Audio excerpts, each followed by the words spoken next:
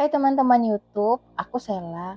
Terima kasih sudah klik video ini. Selamat mendengarkan ceritaku, salah satu playlist YouTube guru muda yang akan membagikan cerita-cerita mistis atau horor untuk kamu. Untuk cerita kedua ini, aku akan membagikan cerita legenda horor negeri matahari terbit atau yang lebih kita kenal dengan negara Jepang. Sebelum aku lanjut ceritanya, jangan lupa pakai headset dan siapkan cemilan kamu ya. Saat mendengar nama Sadako, apa yang ada di pikiran teman-teman? Tulis di komen ya. Sadako adalah hantu sohor yang melegenda di Jepang. Popularitasnya mungkin seperti kuntilanak di Indonesia. Walaupun Jepang negara yang modern, namun kisah Sadako tetap hangat diperbincangkan sampai sekarang. Saking populernya cerita Sadako di Jepang, tidak hanya dituturkan secara lisan, tapi juga ditulis dan difilmkan. Salah satu filmnya yang terkenal adalah The Rings yang dirilis tahun 2002. Konon sosok Sadako dikaitkan dengan sejarah terkena kutukan sampai menghantui banyak orang. Di Asahi Shimbun, koran ternama di Jepang, pernah melaporkan versi pertama hantu Sadako. Dia adalah Sadako Sasaki, gadis kecil dari Hiroshima kelahiran tahun 1943. Jadi berdasarkan tahun lahirnya, ia baru berusia 2 tahun ketika kota Hiroshima dibom atom, sekaligus menandai berakhirnya Perang Dunia Kedua. Dia masih selamat dan bisa melanjutkan hidup bersama keluarganya. Namun, pada tahun 1955, Sadako dan keluarganya harus bersedih sebab ia mengidap penyakit kanker darah yang merupakan efek radiasi dari bom Hiroshima. Di usia 12 tahun, Sadako meninggal dengan kondisi fisik yang mengenaskan akibat penyakitnya. Ada kisah lainnya untuk Sadako. Jadi, Sadako merupakan tokoh fiksi dari novel yang ditulis oleh Koji Suzuki dan film The Rings yang lebih dikenal oleh masyarakat.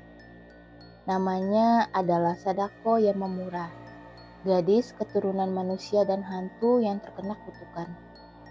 Pada tahun 1990-an awal, Sadako hidup bersama ibunya yang berkemampuan seperti cenayang. Pembawaannya melankolis dan seperti memiliki kelainan mental. Sadako tidak banyak bicara dan enggan bermain bersama teman sebayanya. Ia lebih memilih untuk menghabiskan waktunya sendirian. Sama seperti ibunya, ia pun memiliki kelebihan dalam ilmu gaib. Ibunya sempat melakukan percobaan praktik paranormal bersama seorang dokter. Saat dokter mengumumkan hasil percobaan, para ilmuwan menuduh hal tersebut penipuan. Ibunya pun tertekan dan memilih mengakhiri hidup setelah dituduh berbohong terkait kemampuan cenayangnya. Ia pun sedih dan sangat terpukul karena kematian ibunya itu. Kemudian ayahnya membawa dia untuk tinggal di pulau terpencil. Ternyata kemampuan cenayang dari ibunya telah ia warisi. Dia mulai meningkatkan kemampuannya seiring bertambahnya usianya. Saat ayahnya mengetahui kemampuannya, ia dianggap berbahaya dan segera dibawa ke seorang dokter di Tokyo. Tidak suka dengan perlakuan ayahnya, ia pun tumbuh menjadi anak pembangkang. Ayahnya pun mengurungnya di rumah dan memperlakukan dia dengan kasar. Sampai akhirnya ia memberontak. Ayahnya tidak tahan dengan keadaan tersebut. Akhirnya Sadako diceburkan ke dalam sumur tua. Setelah diceburkan ke sumur tua, ia belum mati, tetapi hanya terluka pada bagian wajah dan kepala. Di dalam sumur, ia yang lemah masih sempat merenung membalas dendam pada ayahnya. Tetapi ia lebih dulu dijemput ajal di dalam sumur. Sumur pun menjadi saksi bisu tempat meninggalnya. Setelah menjadi hantu penasaran, ia kerap meneror orang sekitar dengan penampakan memakai baju putih dan menghantui dengan cara merangkak keluar sumur. Jadi, ada cerita pengalaman dari beberapa orang yang pernah diganggu oleh sosok Sadako. Salah satu ceritanya adalah yang pernah dialami oleh anak Agung Gede Agung Erlangga Jelantik atau yang akrab disapa Erlangga.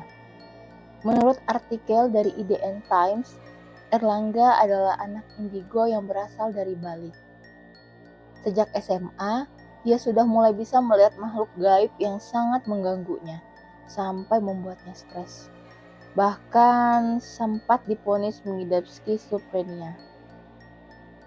Namun berkat ritual spiritual yang dia ikuti, serta dukungan dari orang tuanya, Erlangga mulai bisa tenang dan bisa beradaptasi dengan kemampuan gaibnya. Karena Erlangga merasa kondisinya sudah membaik, ia kemudian memutuskan untuk melanjutkan kuliahnya ke negeri Sakura, Jepang. Di sana, ia kuliah sambil magang di sebuah usaha kuliner.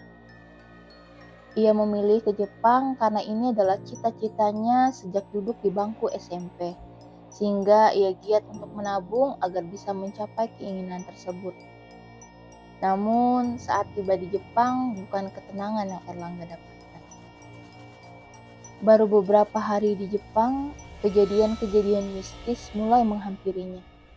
Berawal saat ia sedang sendirian di apartemennya, makhluk gaib yang ada di sana mulai mengganggunya. Erlangga kemudian mulai sering melihat penampakan makhluk-makhluk gaib, baik saat di apartemennya maupun saat berada di luar apartemennya. Makhluk gaib yang ia lihat salah satunya adalah sosok wanita berambut panjang atau yang disebut dengan nama Sadako. Saat dia sedang tidur, tiba-tiba sosok Sadako tersebut keluar dari lemari pakaiannya dan menghampirinya. Buru-buru Erlangga menghidupkan lampu dan sosok tersebut tiba-tiba saja menghilang. Anehnya, teman-teman yang diajak tinggal di apartemen tersebut tidak ada yang melihat sosok wanita berambut panjang yang keluar dari lemari pakaiannya. Jadi sebenarnya tidak hanya Sadako saja yang mengganggunya, tapi banyak makhluk yang lain sampai Erlangga memutuskan untuk meminta bantuan ke paranormal Jepang dan pergi ke kuil setempat. Jadi itulah beberapa versi cerita tentang Sadako. Ada yang versi nyata yang diceritakan turun-temurun dan ada juga versi fiksi yang berasal dari novel. Sepertinya cerita Sadako ini punya lumayan banyak versi. Jadi untuk cerita versi lainnya teman-teman bisa searching sendiri ya. Apakah teman-teman pernah mendengar pengalaman orang yang diganggu sosok Sadako? Kalau pernah bisa ketik di komen ya. Ceritanya cukup sampai di sini ya. Terima kasih karena teman-teman sudah mengikuti ceritaku dari awal. Percaya atau tidak itu terserah teman-teman. Yang pasti apapun yang kalian alami, berusahalah untuk jangan takut sebab Tuhan beserta kita. Sampai ketemu di ceritaku selanjutnya ya. Bye.